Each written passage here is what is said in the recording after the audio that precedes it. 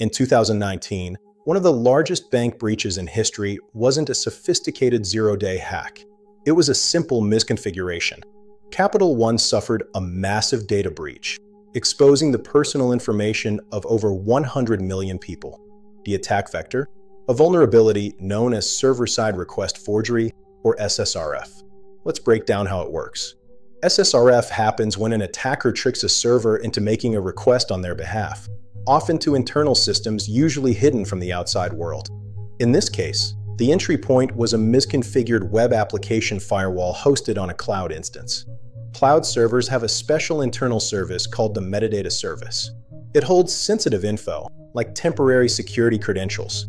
The attacker realized the WAF would process URLs they provided. They fed it the specific IP address used to access AWS metadata. Because the WAF was running on that server, the metadata service trusted the request and handed over the server's IAM role credentials. Here is where the second failure happened. That WAF server had permissions way beyond what it needed. The compromised credentials allowed access to massive amounts of data stored in S3 buckets, data the WAF should never have been able to read. With those stolen keys, the attacker could simply list the buckets and download the sensitive customer files. This breach highlighted two critical failures: lack of input validation on the firewall and violating the principle of least privilege.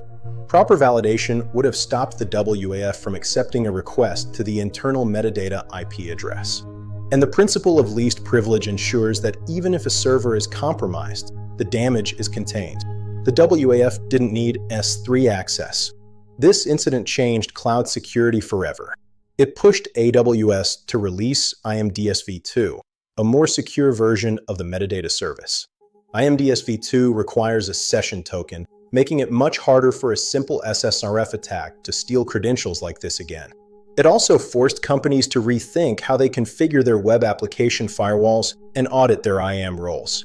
To protect your own infrastructure, audit your permissions regularly.